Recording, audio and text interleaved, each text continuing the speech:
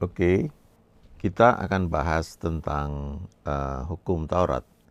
Dalam bahasa Inggrisnya ini adalah using the law rightly. Ya, jadi bagaimana menggunakan hukum Taurat itu dengan benar. Biasanya kalau kita misalnya memperkenalkan Kristus ya kepada seseorang, maka eh, selain kesaksian ya untuk menceritakan kasih Tuhan, tentunya dalam tuntunan Roh Kudus ya. Tapi kemudian kita juga mungkin menghadapi orang yang punya prinsip benar diri ya, yang kuat ya, benar diri. Maksudnya dia merasa sebagai orang yang baik ya, orang yang tidak bersalah, tidak berdosa. Ya seperti cerita tentang orang Farisi dan pemungut cukai yang datang kebaktian ya, yang pemungut cukainya itu merasa tidak layak ya, dia memukul dirinya, dia bilang, Tuhan kasihanilah aku orang yang berdosa ini. Lalu orang Farisinya itu bilang, aku mengucap syukur karena aku tidak seperti pemungut cukai ini, aku bayar persepuluhan, aku rajin puasa, aku rajin ibadah ya. Jadi kadang-kadang kita bisa ketemu orang yang seperti ini ya. Dia merasa tidak melakukan kejahatan, dia baik-baik saja, dia selalu memberikan persepuluhan, dia rajin ke gereja, lalu di karir dia juga bagus ya. Kadang-kadang itu ini tipis ya, kita bilang Tuhan bekerja ya, tapi sebenarnya tanpa kita sadari kita membanggakan diri kita ya, keberadaan kita. Nah, kalau ketemu seperti ini, kita bisa tunjukkan ya, bahwa sebenarnya tidak ada seorang pun yang bisa melakukan hukum Taurat itu dengan sepenuhnya benar ya. Pasti ada yang salah ya. Di 1 Timotius 1 ayat 8, Paulus berkata, kita tahu bahwa hukum Taurat itu baik kalau tepat digunakan ya. Nah, di Perjanjian Baru khususnya, maka tuntutan hukum Taurat itu dipenuhi melalui Yesus. Makanya kalau lihat ya, banyak hamba Tuhan, misalnya salah satunya Reinhard Bonnke ya, dia khotbah di satu tempat ya, dia bilang di Afrika ya, ketika seseorang itu menolak Yesus, maka orang itu menolak pembenaran yang disediakan Tuhan ya, atau Allah Bapa ya, untuk bisa masuk surga gitu ya. Jadi kalau seseorang tidak masuk surga itu bukan karena dia tidak berbuat baik, tapi karena dia menolak Yesus ya. Demikian juga ketika seseorang masuk surga itu ya, bukan karena dia rajin berbuat baik, semua hukum Taurat itu dia lakukan dengan baik, tetapi karena dia menerima Yesus, karena pembenaran itu dilakukan melalui Yesus ya. Roma 3 ayat 23 berkata, karena semua orang telah berbuat dosa dan telah kehilangan kemuliaan Allah, tetapi telah dibenarkan dengan cuma-cuma karena iman di dalam Kristus Yesus ya. Salah satu contoh misalnya orang muda yang kaya itu ya, yang datang kepada Yesus dan dia bertanya, apa yang harus kulakukan supaya aku memperoleh hidup yang kekal?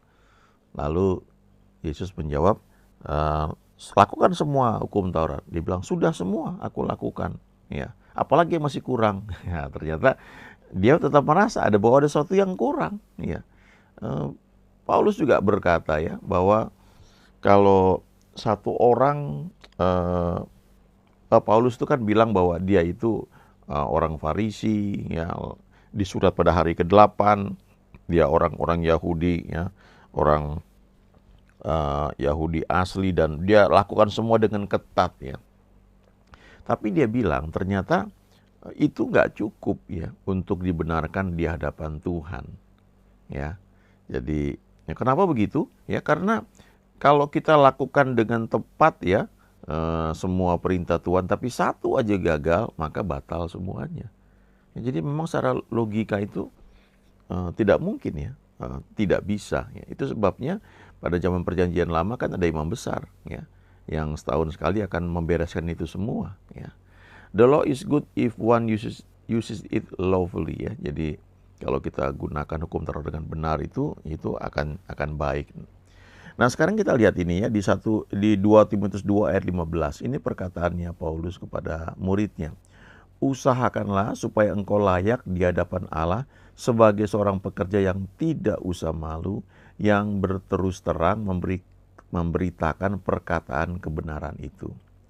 Do your best, ya, lakukan yang terbaik to present yourself to God as one approved, ya, untuk menyatakan ya bahwa dirimu itu sebagai seorang yang teruji, ya, yang terampil lah gitu. A worker who does not need to be ashamed. Seorang pekerja yang enggak perlu malu, ya. Nah, dalam bahasa Inggrisnya ini terjemahannya bagus ini, ya. And who correctly handles the word of truth, ya. Yang dengan tepat memilah-milah firman kebenaran. Ya, jadi artinya waktu kita baca Alkitab itu, apalagi kalau kita kemudian mulai membawa orang kepada Tuhan Yesus, ya, kita membimbing, kemudian kita mengajar, maka kita perlu terus belajar tentunya dalam tuntunan Roh Kudus juga, ya, untuk memilah-milah gitu firman Tuhan yang ada itu. Karena kalau kita tidak hati-hati, mungkin kita menerapkan hal yang sebenarnya tidak perlu kita lakukan, ya, karena itu sudah beda peruntukannya, ya. Itu untuk perjanjian lama dan itu untuk orang-orang Yahudi, ya. Nah, tapi setiap bagian firman Tuhan itu dari kitab Kejadian di perjanjian lama, ya, sampai kitab Wahyu di perjanjian baru, semuanya perlu kita baca. Sebagai contoh, misalnya ada banyak aturan mengenai makanan di perjanjian lama. Ada banyak makanan yang haram, yang sekarang ini kalau kita makan, ya nggak apa-apa, karena sudah dikatakan juga di perjanjian baru, ya, bahwa makanan itu sudah dikuduskan dalam doa dan firman, ya. Contoh misalnya, ya, babi, ya, kemudian apa namanya yang sering kita banyak dijual tuh, ya, lele gitu, ya. Banyak sekali. Nah, itu kalau kita lihat di perjanjian lama itu haram, ya. Tidak boleh dimakan. Tapi kita baca itu sekarang yaitu sebagai gambaran sesuatu yang sudah dipenuhi di perjanjian baru. Nah, itu sebabnya kita tidak bisa selalu mencomot sesuatu di perjanjian lama yang kita terapkan gitu di perjanjian baru. Kita mesti lihat juga gitu. Ada banyak hal di perjanjian lama itu ketat sekali, ya. Misalnya ada larangan untuk seorang pria yang laki-laki pakai pakaian wanita. Kemudian banyak ya orang yang sedang bleeding, ya, seperti perempuan yang sakit pendarahan itu nggak boleh, ya, berada di tengah-tengah orang banyak dan banyak lagi. Jadi memang kalau kita punya kesempatan pergi ke Israel, ya, itu sangat bagus sekali, ya. Kita bisa melihat banyak hal, ya. Kita melihat dulu ini akar kekristenan awalnya seperti apa dulu, ya. Yesus datang ke dunia, dia lahir sebagai orang Yahudi, dia dibesarkan sebagai manusia dengan semua tata cara yang ada, bahkan dia disunat juga pada hari ke-8, ya. Dia dibaptis juga, ya, dan semua dia lakukan. Tetapi setelah dia menyelesaikan tugasnya di kayu salib, dia mati di kayu salib, dia dikuburkan, dia bangkit, dia naik ke surga, dia berikan Roh Kudus kepada kita semua, maka semua yang dituntut oleh hukum Taurat itu sudah dipenuhi di dalam Yesus. Kita bahkan nggak perlu lagi disunat secara jasmani. Zaman dulu orang Yahudi harus disunat, ya, pada hari ke-8, ya, ketat sekali. Nah, kalau sekarang Paulus bilang kita sunat hati. Walaupun kalau ada yang mau disunat ya boleh saja untuk alasan kesehatan, tapi bukan lagi untuk alasan pembenaran di hadapan Tuhan. Juga soal makanan. Zaman Daniel, Sadrah, Mesakh, Abednego itu waktu dibuang ke Babel, dia nggak mau makan makanan yang ada di meja raja. Karena ada makanan-makanan yang dipersembahkan kepada berhala, ada makanan yang haram, ya, mungkin ada babi dan sebagainya, ya. Nah, dulu nggak boleh, kalau sekarang nggak apa-apa gitu. Tapi bisa saja untuk alasan kesehatan kita tidak makan makanan tersebut ya. Kita memilih, kita tahu ya, misalnya ada orang yang alergi terhadap udang gitu ya, jangan dipaksakan ya. Ya memang di perjanjian lama ya udang termasuk yang tidak dimakan juga ya. Banyak sekali ya, saya sendiri nggak hafal ya. Tetapi kalau sekarang kita tidak makan itu lebih kepada alasan kesehatan ya, kita perlu kenali diri kita ya. Ada yang mungkin alergi sangat kuat terhadap hal seperti itu. Ada juga yang percaya ketika dia didoakan ya maka alerginya itu hilang juga, ya bisa juga ya, masing-masing itu memang tergantung imannya ya. Jadi kita perlu belajar ini memilah-milahnya, rightly dividing the word of truth. Kadang-kadang ya kalau kita misalnya ke Israel seperti saya bilang tadi, ada tradisi mereka yang dilakukan sampai sekarang yaitu doa di tembok ratapan ya.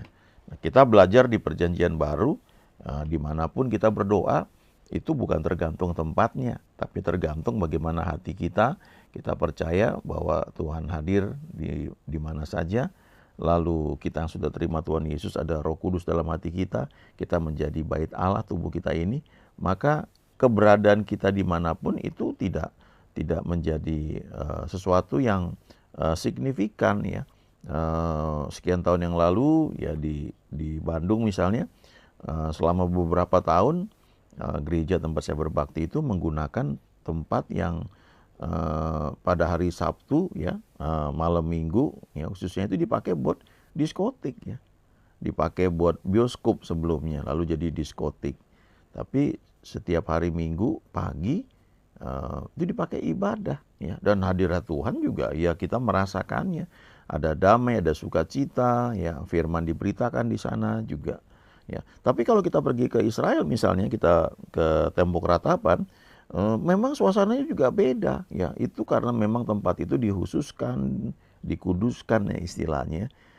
Jadi memang terasa hikmat sekali di sana ya. Itu bisa menolong dari segi jiwa kita untuk lebih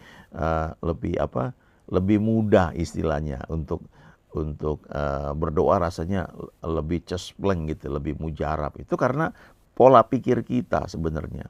Dan mereka berdoa, biasanya orang tulis di kertas lalu diselipkan di tembok ratapan itu. Itu sebenarnya malah nggak ada ajaran itu di perjanjian lama. Tapi memang itu tradisi yang orang-orang Yahudi gunakan ketika mereka berdoa. Dan ada juga hamba Tuhan yang percaya bahwa doanya dikabulkan kalau dia doa di tembok ratapan gitu. Ya, sebenarnya kita perlu melihat bahwa bagi kita yang sudah percaya pada Tuhan Yesus ya, kita adalah ciptaan baru. Ada Roh Kudus dimanapun kita berada ya. Itu yang membuat kita tuh beda sekali dengan orang-orang yang hidup di perjanjian lama. Paulus juga mengatakan di 1 Korintus 10 ayat 32, janganlah kamu menimbulkan syiak dalam hati orang, baik orang Yahudi atau orang Yunani maupun jemaat Allah. Ini ada 3 kelompok orang di sini ya. Orang Yahudi, ya bahasa Inggrisnya itu Jews ya.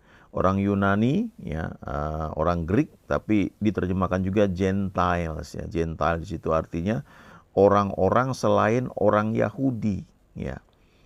Pada masa itu kan Yunani itu seperti menguasai banyak daerah ya. Jadi bahasanya pun digunakan di banyak daerah ya. Termasuk waktu zaman perjanjian baru ya, bahasa yang dipakai di sana itu banyak bahasa Yunani ya. Jadi Alkitab perjanjian baru pun ditulis dalam bahasa Yunani. Jadi kayak bahasa Inggris sekarang gitu. Nah, jadi dulu dibedakan antara orang Yahudi atau Gentiles ya. Orang Yahudi atau bukan orang Yahudi, atau lebih spesifik untuk di sini dikatakan orang Yahudi atau orang Yunani, maksudnya orang-orang yang bukan orang Yahudi. Tapi ada kelompok ketiga yang namanya jemaat Allah, the Church of God ya. Nah, jemaat Allah ini adalah kelompok yang muncul setelah Yesus datang ke muka bumi, kemudian dia mati, dikuburkan, dan dia bangkit lagi. Nah, itulah kita ya, jemaat Allah, Church of God. Kita ini selanjutnya hidup di bawah kasih karunia dalam tuntunan Roh Kudus. Kita melakukan perintah-perintah yang memang Tuhan ajarkan, tapi bukan saja yang tertulis di Alkitab ya, tetapi di dalam hati kita. Makanya kita setelah terima Tuhan Yesus itu kita punya kerinduan untuk melakukan hal yang baik ya. Tinggal memang diajarin, tapi kerinduan itu muncul dari hati kita. Kita ingin melayani ya, kita senang memuji menyembah Tuhan ya. Karena roh kita lahir baru. Nah, waktu kita baca firman Tuhan yang ada ini sebagian itu memang diperuntukkan untuk orang-orang Yahudi, ya.